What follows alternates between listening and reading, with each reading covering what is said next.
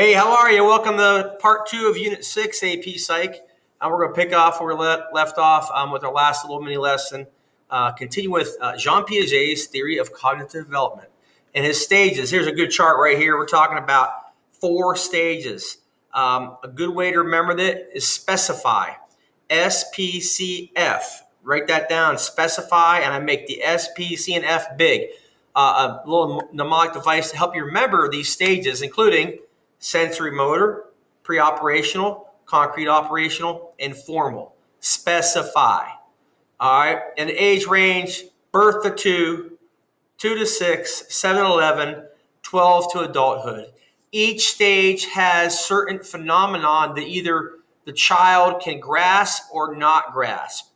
And this is how we determine what stage you're in. For example, in sensory motor, object permanence and stranger anxiety. In pre-operational, egocentrism is huge there in the development of language. In concrete operation, the children begin to learn how to conserve. They're good with math, but they have trouble with hypotheticals and abstracts. Formal operational, according to Piaget, they got the whole thing figured out. Abstract logic, potential for moral reasoning, so on and so forth. So as we go a little further into that, sensory motor stage 0 to 2 years old. This is kind of cool because when my son was real little, about 1, we had this. It was like a Cleveland Indians baseball toy, and I would play with them, and he would love it. And then I'd put it behind my back, and he'd be like, "What's up? It's gone." And then I bring it out again. He was so excited. He was so happy. He'd play with the toy, and I go, "Here it is." I put it behind my back, and he look, and then it was gone forever. He'd get upset, and I was like, "Man, he's not real bright. He doesn't know it's behind my back, but he is very bright with Chapel Hill, matter of fact."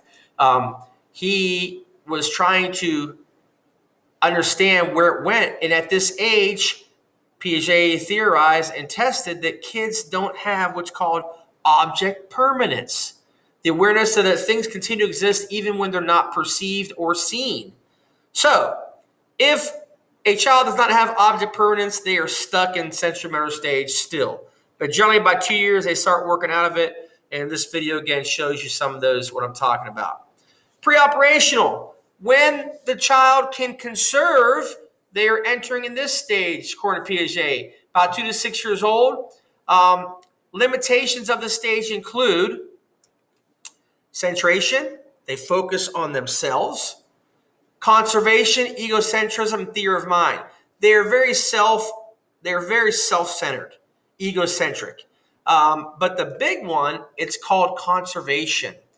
A child in this stage they have basic language, they're pretty bright, but they can't conserve. They don't understand that when properties such as mass and volume change, that the amount or number can stay the same.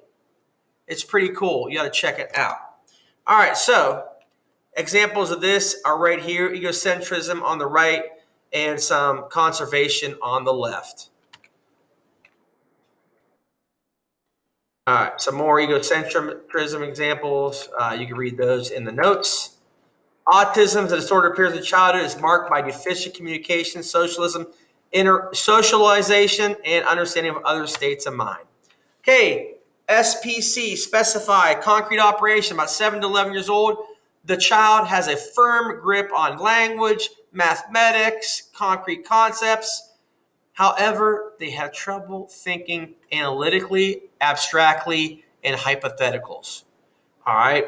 Now, they can conserve, though, but they still have trouble thinking about those things like, trying to imagine the moon orbit around the Earth in relation to the sun. They struggle with that sometimes.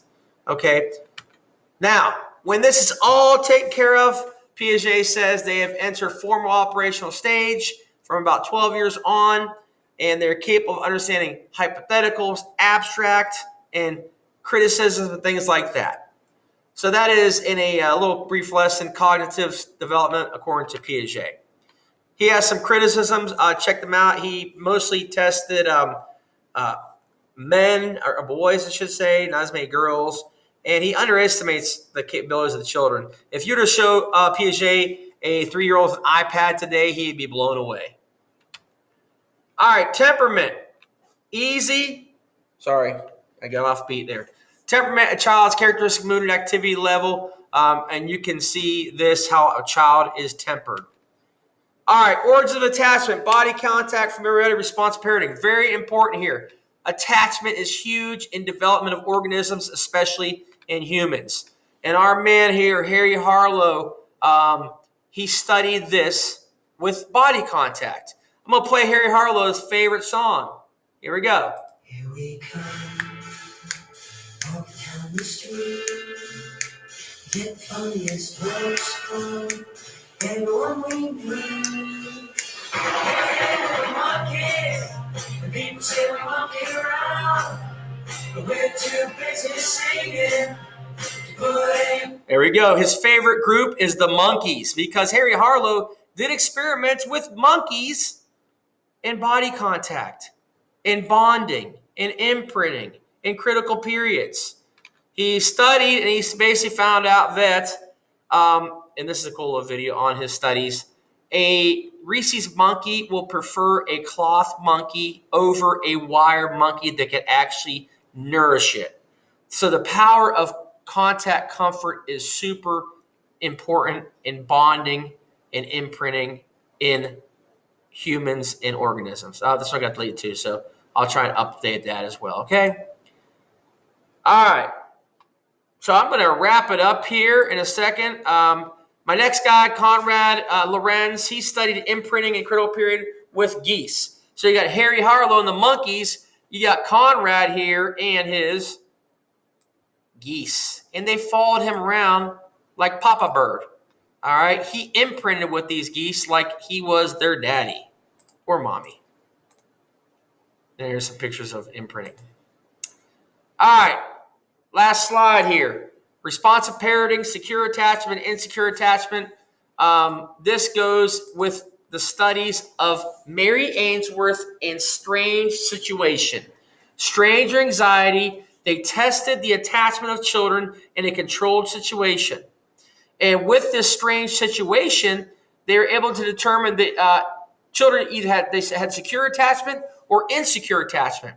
The secure base, they could explore and be independent and free, and they can count on their parents. Insecure, including anxious, ambivalent, and avoidant, could lead to some later incidents of trouble in adulthood.